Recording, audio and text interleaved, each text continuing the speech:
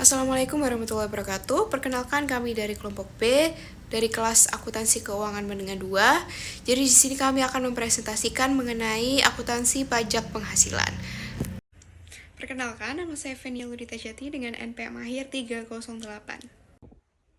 Perkenalkan, nama saya Rahaja Ratnamawati, NPM akhir 038. Perkenalkan, nama saya Aulia Sidi Harolin dengan NPM akhir 076. Perkenalkan, nama saya Karahmawati dengan NPM 145. Perkenalkan, saya Niken Widiawati dengan NPM akhir 171. Saya Tegar Maulana dengan NPM akhir 191. Perkenalkan, nama saya Indira Francisca Anita Sefrina dengan NPM 240 130 103 47. Nama saya Muhammad Arya Deka Mustafa dengan NPM akhir 398. Yang pertama, materinya ada dasar akuntansi pajak penghasilan. Nah, dalam akuntansi keuangan, laba itu dihitung berdasarkan metode aktual, sedangkan untuk pajak, laba dihitung menurut aturan pajak atau tax law.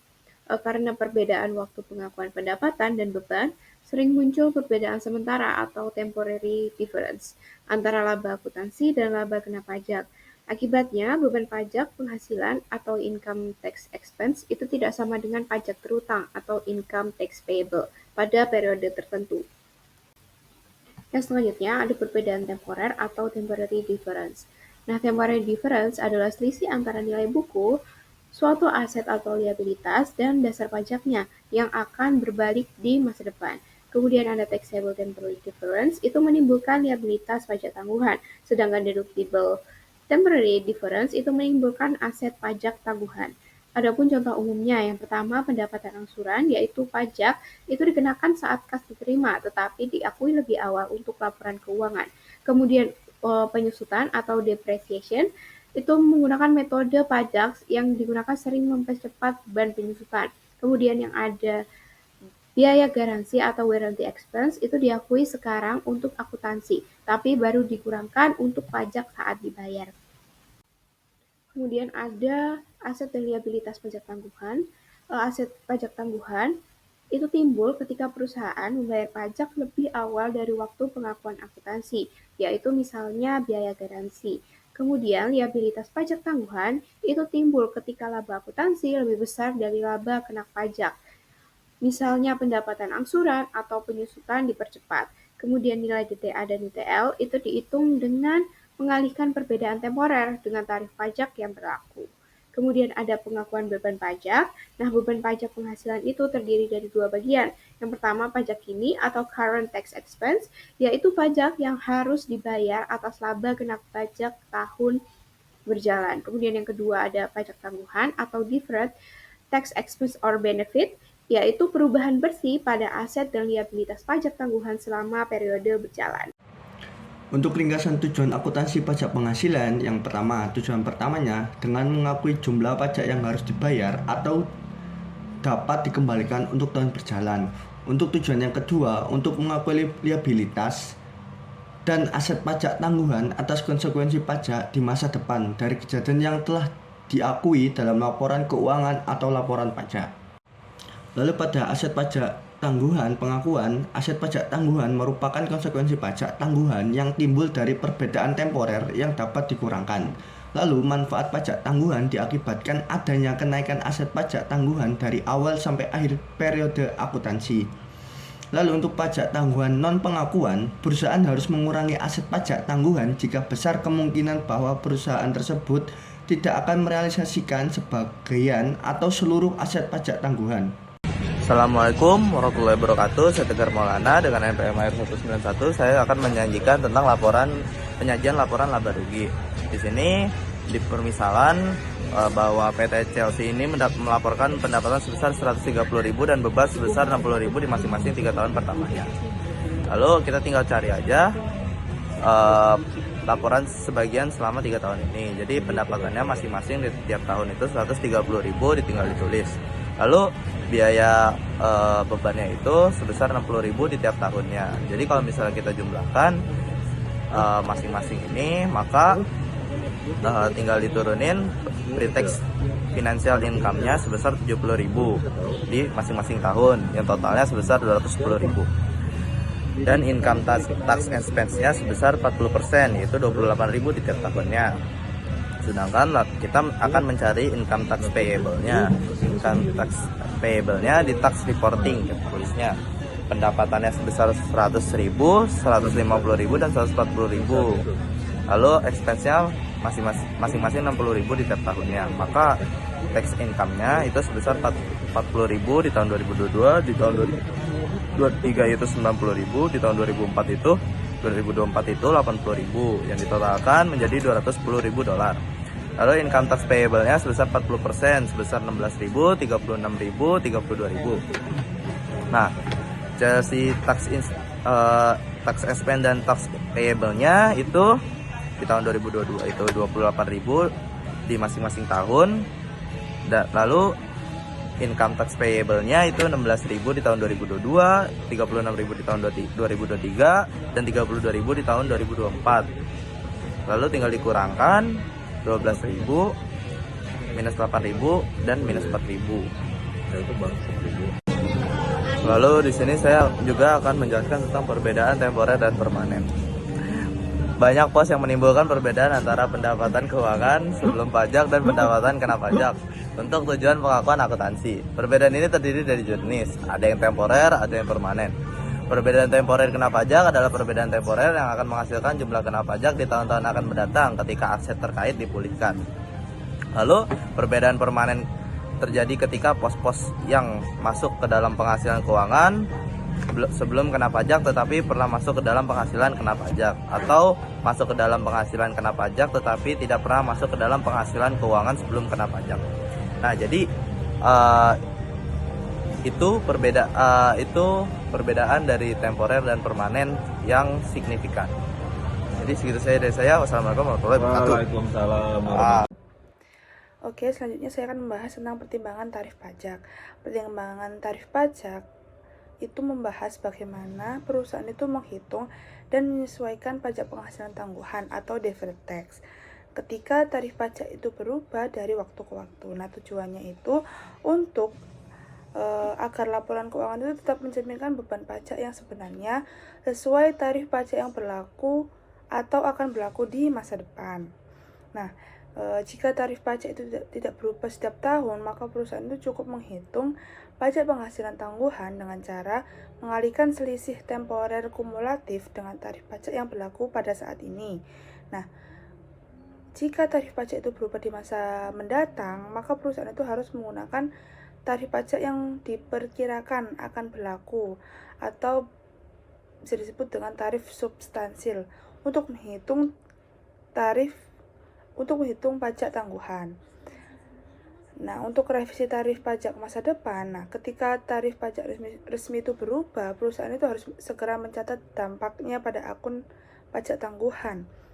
Nah, perubahan tarif ini akan menambah atau mengurangi beban pajak penghasilan di periode terjadinya perubahan. Selanjutnya yaitu ada akuntansi untuk rugi operasi neto. Rugi operasi neto atau bisa disebut nol terjadi ketika biaya perusahaan itu lebih besar daripada pendapatan kena pajak sehingga perusahaan itu bisa mengalami kerugian. Nah, dalam perpajakan, nol itu digunakan untuk mengimbangi laba pada tahun lain agar perusahaan itu mendapatkan keringanan pajak. Nah, itu ada dua cara, ada carry back dan carry forward. Carry back itu kerugian tahun ini dapat digunakan untuk mengurangi laba kena pajak tahun-tahun sebelumnya, sehingga perusahaan itu bisa mendapatkan pengembalian pajak. Sedangkan untuk carry forward itu kerugian tahun ini dapat digunakan untuk mengurangi laba kena pajak di tahun-tahun mendatang sehingga beban pajak di masa depan itu menjadi lebih kecil. Nah, untuk kerugian carry forward itu ada dua macam. Ada kerugian carry forward pengakuan dan kerugian carry forward non pengakuan. Untuk kerugian carry forward pengakuan itu rugi fiskal yang dicatat di laporan keuangan sebagai aset pajak tangguhan atau bisa disebut dengan DTA karena perusahaan itu yakin akan ada laba fiskal di masa depan sehingga rugi itu bisa dimanfaatkan. Nah, sedangkan kerugian carry forward Yang non pengakuan itu rugi fiskal yang tidak dicatat sebagai DTA karena tidak ada bukti cukup bahwa perusahaan itu akan menghasilkan laba fiskal di masa depan. Baik, di sini saya akan menjelaskan mengenai laporan posisi keuangan. Nah, perusahaan mengklasifikasikan pajak dalam laporan posisi keuangan dengan mencatat pajak yang masih harus diterima atau disebut dengan tax receivable itu sebagai aset lancar, sedangkan pajak yang masih harus dibayar atau tax payable diklasifikasikan sebagai liabilitas lancar. Nah, meskipun keduanya ini sama-sama berhubungan dengan pajak, secara akuntansi, keduanya ini diakui dan diukur secara terpisah sesuai dengan prinsip akuntansi yang berlaku. Nah, dalam beberapa kondisi, tax receivable dan tax payable ini dapat saling menghapus atau offset berlaku jika perusahaan memiliki hak secara hukum untuk mengimbangi pajak yang diterima dan pajak yang terutang, serta keduanya berasal dari otoritas pajak yang sama. Nah, contohnya ini apabila sebuah perusahaan memiliki kelebihan bayar pajak penghasilan yang dicatat sebagai aset, sedangkan di sisi lain juga memiliki utang pajak penghasilan untuk periode lain. Nah, maka nilai tersebut dapat di-offset selama semuanya berada di bawah kewenangan otoritas pajak yang sama. Tujuan dari pengklasifikasian ini agar laporan posisi keuangan mencerminkan posisi keuangan yang realistis, tidak menunjukkan nilai yang lebih besar maupun yang lebih kecil dari nilai yang sebenarnya. Baik, di sini saya akan menjelaskan mengenai laporan laba rugi. Nah, jadi perusahaan ini mencatat pajak serta membaginya ke dalam beberapa bagian. Nah, bagian ini termasuk pajak atas operasi berlanjut, operasi yang dihentikan, penghasilan komprehensif lain, dan penyesuaian atas periode sebelumnya. Nah, proses ini disebut dengan intra-period tax allocation atau alokasi pajak dalam periode berjalan. Nah, tujuannya itu agar beban pajak yang ditampilkan secara tepat sesuai asal transaksinya, sehingga laporan keuangan itu menjadi transparan dan akurat. Nah, selanjutnya komponen-komponen yang termasuk ke dalam beban atau manfaat pajak penghasilan. Yang pertama ada pajak kini, yaitu pajak yang dihitung dari laba kena pajak dari periode saat ini. Kedua, ada penyesuaian pajak kini dari periode sebelumnya. Nah, ini bisa muncul jika ada koreksi atau revisi dari perhitungan pajak sebelumnya. Yang ketiga, pajak tangguhan akibat perbedaan temporer. Nah, misalnya adanya perbedaan waktu pengakuan penyusutan antara akuntansi dan pajak. Yang keempat, ada pajak tangguhan akibat perubahan tarif pajak. Nah, apabila pemerintah ini mengubah tarif pajak, maka perusahaan harus menyesuaikan nilai pajak tangguhannya. Dan yang terakhir adalah manfaat pajak yang timbul dari kerugian pajak atau kredit pajak yang belum digunakan di masa lalu. Nah, ini bisa digunakan untuk mengurangi pajak yang harus dibayar di masa sekarang. Baik, yang pertama saya akan membahas tentang rekonsiliasi pajak atau biasa disebut dengan tax reconciliation. Nah, rekonsiliasi pajak adalah pengungkapan penting yang menjelaskan perbedaan antara beban pajak aktual dengan tarif pajak yang sedang berlaku. Nah, perusahaan ini dapat menyajikan dalam dua bentuk. Yang pertama, rekonsiliasi numerik antara beban pajak atau manfaat dengan laba akuntansi yang dikalikan tarif pajak berlaku, termasuk penjelasan dasar perhitungan tarif pajak. Lalu yang kedua, rekonsiliasi numerik antara rata-rata tarif pajak efektif dengan tarif pajak berlaku, disertai dengan dasar perhitungan tarif pajak tersebut. Dalam menjelaskan hubungan antara beban pajak dengan laba akuntansi, perusahaan itu menggunakan tarif pajak yang relevan bagi pengguna laporan keuangan. Pengungkapan pajak ini penting karena beberapa alasan. Nah, yang pertama, menilai kualitas laba. Nah, di sini investor itu dapat membandingkan laba sebelum pajak dengan laba yang terkena pajak. Analisisnya ini dilakukan untuk melihat apakah laba dipengaruhi efek pajak yang bersifat sementara atau yang tidak berulang. Nah, lalu yang kedua ini memprediksi arus kas masa depan. Analisis bagian pajak tangguhan ini dapat membantu memprediksi apakah pembayaran pajak akan lebih tinggi atau lebih rendah di masa depan. Lalu yang ketiga adalah memproyeksi manfaat rugi fiskal. Perusahaan harus mengungkap jumlah dan masa berlaku rugi fiskal yang dapat dikompensasikan di masa depan. Informasi ini dapat membantu menilai potensi laba bebas pajak. Baik, selanjutnya di sini saya akan membahas tentang tinjauan metode aset liabilitas. Nah, IASB ini meyakini bahwa metode aset liabilitas atau yang biasa disebut dengan pendekatan liabilitas ini merupakan metode yang paling konsisten dalam akuntansi pajak penghasilan. Tujuan dari pendekatan ini yakni yang pertama, mengakui jumlah pajak terutang atau yang dapat dikembalikan untuk tahun berjalan.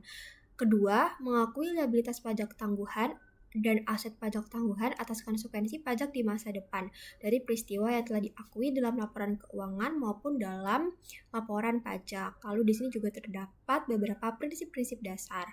Yang pertama, kewajiban atau aset pajak kini diakui sebesar taksiran pajak terutang atau yang dapat dikembalikan pada SPT tahun berjalan.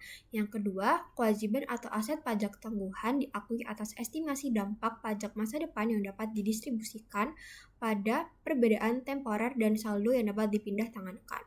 Yang ketiga, pengakuan liabilitas dan aset pajak kini dan pajak tangguhan didasarkan pada ketentuan peraturan perundang-undangan perpajakan yang berlaku.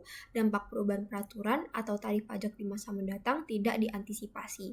Lalu yang keempat atau yang terakhir, pengukuran aset pajak tangguhan dikurangi jika perlu sebesar jumlah manfaat pajak yang berdasarkan bukti yang tersedia tidak diharapkan akan terrealisasi. Baik, selanjutnya saya akan menjelaskan mengenai contoh komprehensif alokasi pajak antar periode. Jadi di sini tahun pertama pada 2021, perusahaan Akai Ltd yang memulai beroperasi pada awal tahun 2021 memproduksi berbagai produk berdasarkan kontrak. Setiap kontrak menghasilkan pendapatan sebesar 80.000 yen dalam ribuan, dan beberapa kontrak Akai memungkinkan pelanggan untuk membayar secara menyicil. Berdasarkan kontrak-kontrak ini akan menerima 1/5 dari pendapatan kontrak untuk masing-masing 4 tahun berikutnya. Untuk tujuan pelaporan keuangan, perusahaan mengakui pendapatan pada tahun penyelesaian atau basis akrual. Untuk tujuan perpajakan, Akai mengakui pendapatan pada tahun penerimaan kas atau basis angsuran. Di bawah ini disajikan informasi terkait operasi Akai untuk tahun 2021. Yang pertama, pada tahun 2021, perusahaan menyelesaikan 7 kontrak yang memungkinkan pelanggan membayar secara menyicil. Akai mencatat pencatatan sebesar 560.000 yen untuk tujuan pelaporan keuangan. Perusahaan hanya melaporkan pendapatan sebesar 112.000 yen dari penjualan cicilan pada SPT tahun 2021. Perusahaan memikirkan penagihan piutang terkait di masa mendatang akan menghasilkan jumlah kena pajak sebesar 112.000 yen dalam 4 tahun ke depan. Pada awal tahun 2021, Akai membeli aset yang dapat disusutkan dengan nilai wajar sebesar 540.000 yen untuk tujuan pelaporan keuangan. Akai menyusutkan aset-aset ini menggunakan metode garis lurus selama 6 tahun masa pakai. Jadwal penyusunan untuk tujuan laporan keuangan dan pajak ditunjukkan sebagai berikut. Nah, di tabel ini ada perbedaan antara depreciation menggunakan dengan metode garis lurus yang digunakan laporan keuangan perusahaan dan laporan untuk pajak. Yang ketiga, perusahaan memberikan garansi atas produknya selama 2 tahun sejak tanggal penyelesaian kontrak. Selama tahun 2021, liabilitas garansi produk yang terakrual untuk tujuan pelaporan keuangan adalah 200.000 yen dan jumlah yang dibayarkan untuk pemenuhan liabilitas garansi adalah 44.000 yen. Akai memperkirakan akan melunasi sisa sebesar 156.000 yen dengan mengeluarkan sebesar 56.000 yen pada tahun 2022 dan 100.000 yen pada tahun 2023. Yang keempat, pada tahun 2021, pendapatan bunga obligasi pemerintah yang tidak dikenakan pajak adalah 28.000 yen. Yang kelima, selama tahun 2021, denda dan penalti yang tidak dapat dikurangkan sebesar 26.000 yen sangat menyakitkan. Keenam, pendapatan keuangan sebelum pajak untuk tahun 2021 berjumlah 412.000 yen. Yang ketujuh, tarif pajak yang diberlakukan sebelum akhir tahun 2021 adalah, yaitu pada tahun 2021 tarif pajaknya 50% dan 2022 dan seterusnya adalah 40%. Yang kedelapan, periode akuntansi adalah tahun kalender. Yang kesembilan, perusahaan diharapkan memiliki penghasilan kena pajak di semua tahun mendatang.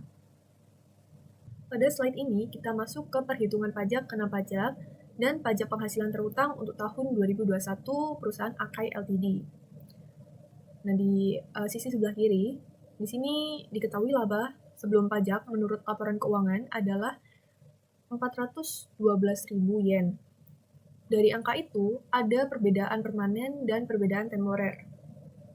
Perbedaan permanen terdiri dari dua hal, yaitu pendapatan bunga obligasi pemerintah sebesar 28.000, ini yang tidak dikenakan pajak. Lalu ada denda dan penalti sebesar 26.000 yang tidak bisa dikurangkan secara pajak.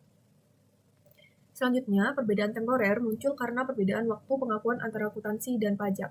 Yang pertama, terdapat cicilan sebesar 560.000 dikurangkan 112.000, menghasilkan selisih 448.000. Yang kedua, depresiasi aset menurut pajak lebih besar, yaitu 108.000 dan dikurangi laporan keuangan perusahaan 90.000, maka menghasilkan selisih 18.000. Ketiga, beban garansi menurut laporan perusahaan lebih besar, yaitu 200.000. Dikurangkan 44.000, menghasilkan selisih 156.000. Setelah memperhitungkan semua penyesuaian ini, diperoleh penghasilan kena pajak sebesar 100.000 yen. Nah, dengan tarif pajak 50%, pajak penghasilan terutang untuk tahun 2021 adalah 50.000 yen. Di sisi kanan, kita lihat perhitungan pajak tangguhan di masa depan. Perusahaan mencatat perbedaan temporer dari 3 sumber, yaitu pendapatan cicilan, depresiasi, dan biaya garansi. Di sini terlihat pada tahun 2022 sampai 2026 terdapat perbedaan dengan total perbedaan temporer, yaitu sebesar 145.000. Yaitu dengan rincian installment sales yaitu 448.000, depreciation 18.000, warranty cost 156.000. Nah, di sini di bawahnya ini ada deferred tax, asset, dan liability. Untuk installment sales yaitu masuk ke liability sebesar 179.200. Depreciation masuk di liability DTL sebesar 7.200. Warranty cost masuk di DTA yaitu sebesar 62.400. Selanjutnya saya akan menjelaskan mengenai bagaimana KLTD menghitung beban pajak tangguhan dan journal entry untuk tahun 2021. Nah, di sini kita mulai dari beban pajak tangguhan dan journal entry untuk pajak penghasilan tertinggi 2021. Di sini different tax asset pada akhir tahun 2021 yaitu sebesar 62.400 yen. Sedangkan pada awal tahun 0, maka ada kenaikan DTE different tax expense sebesar 62.400 yen. Nah, di sini different tax liability pada akhir tahun 2021 sebesar 186.400 yen. Sedangkan pada awal tahun itu sebesar 0, maka ada kenaikan sebesar 186.400. Nah, di sini selisihnya antara different tax asset dan different tax liability yaitu 124.000 yen. Nah, untuk current tax expense adalah 50.000 dari perhitungan yang pada sebelumnya. Lalu different tax atau pajak tangguhannya itu sebesar 124.000. Maka income tax expense total untuk 2021 174.000 yen. Nah, di sini jurnalnya debit akun income tax expense sebesar 174.000 dan different tax asset sebesar 62.400 dan credit income tax payable sebesar 50.000 dan different tax liability sebesar 186.400. Nah, di sini ada financial statement presentation untuk tahun 2021. Di sini menampilkan different tax, asset, dan liability. Untuk aset totalnya yaitu 62.400. Dan liability totalnya 186.400. Nah, non-current liability yaitu different tax liability sebesar 124.000, yaitu penghasil hitungan dari yang tadi sama 186.400 dikurangi 62.400, dan current liability yaitu income tax payable yaitu sebesar 50.000. Nah, di sini ada perhitungan net income. Income before income tax sebesar 412.000 dan income tax expense yaitu current 50.000 dan different 174.000. Maka net income-nya 238.000 yen. Di sini saya akan menjelaskan tahun kedua 2011. Pada tahun kedua 2011, akuntansi pajak penghasilan menitik beratkan pada pengakuan dan pelaporan kewajiban pajak yang timbul dari perbedaan antara laba akuntansi dan laba fiskal sesuai dengan ketentuan perpajakan yang berlaku, yaitu Undang-Undang Pajak Penghasilan Nomor 36 Tahun 2008 serta Standar Akuntansi PSAK 46 tentang pajak penghasilan. Dalam periode ini, perusahaan umumnya mulai menghadapi pengakuan pajak kini yang dihitung berdasarkan laba kena pajak tahun berjalan, serta pajak tangguhan yang timbul akibat perbedaan temporer antara pengakuan pendapatan dan beban menurut akuntansi dan fiskal. Tujuan utama akuntansi pajak penghasilan pada tahun tersebut adalah untuk menyajikan beban pajak secara wajar dalam laporan keuangan, memastikan kepatuhan terhadap peraturan perpajakan, serta mencerminkan kondisi keuangan dan kinerja perusahaan secara akurat. Selanjutnya, saya akan menjelaskan laba kena pajak dan utang pajak penghasilan 2011. Pada tahun 2011, laba kena pajak merupakan laba yang dihitung berdasarkan peraturan perpajakan setelah dilakukan penyesuaian terhadap laba akuntansi komersial. Penyesuaian ini mencakup koreksi fiskal atas pendapatan dan beban yang tidak diakui atau berbeda perlakuannya menurut ketentuan pajak. Dari laba kena pajak inilah perusahaan menghitung utang pajak penghasilan, yaitu jumlah pajak yang harus dibayar kepada negara sesuai tarif pajak yang berlaku. Utang pajak penghasilan dicatat sebagai kewajiban jangka pendek dalam laporan keuangan dan akan dilunasi pada periode berikutnya. Dengan demikian, perhitungan laba kena pajak dan pengakuan utang pajak penghasilan pada tahun 2011 bertujuan untuk memastikan kepatuhan terhadap peraturan fiskal serta mencerminkan kewajiban pajak perusahaan secara wajar dan akurat. Selanjutnya, saya akan membahas tentang menghitung pajak penghasilan tangguhan akhir tahun 2011. Pada akhir tahun 2011, pajak penghasilan tangguhan dihitung berdasarkan perbedaan temporer antara nilai tercatat aset atau kewajiban menurut laporan keuangan akuntansi dan dasar pengenaan pajaknya menurut fiskal. Perbedaan ini dapat menimbulkan aset pajak tangguhan jika menyebabkan penghematan pajak di masa depan, atau kewajiban pajak tangguhan jika akan menimbulkan beban pajak di masa depan. Perhitungan dilakukan dengan mengalihkan perbedaan temporer yang ada dengan tarif pajak penghasilan yang berlaku pada tahun tersebut. Hasil perhitungan ini kemudian disajikan dalam laporan keuangan sebagai bagian dari beban pajak penghasilan untuk mencerminkan dampak pajak yang akan timbul atau dipulihkan pada periode mendatang secara wajar dan sesuai dengan ketentuan PSAK nomor 46 tentang pajak penghasilan. Selanjutnya, saya akan menjelaskan beban manfaat pajak tangguhan dan jurnal untuk mencatat pajak penghasilan 2011. Pada tahun 2011, beban manfaat pajak tangguhan mencerminkan pengaruh pajak yang timbul akibat adanya perbedaan temporer antara laba akuntansi dan laba fiskal yang akan berbalik pada periode mendatang. Jika perbedaan tersebut menyebabkan pengurangan pajak di masa depan, maka diakui sebagai manfaat pajak tangguhan. Sedangkan jika menimbulkan ketambahan pajak di masa depan, diakui sebagai beban pajak tangguhan atau kewajiban pajak tangguhan. Dalam pencatatannya, perusahaan membuat jurnal untuk mencatat pajak kini dan pajak tangguhan. Jurnal umumnya adalah beban pajak penghasilan di debit, utang pajak penghasilan untuk pajak kini di kredit, dan aset pajak tangguhan di kredit, beban pajak tangguhan atau sebaliknya di kredit, tergantung kondisi perbedaan temporer yang terjadi.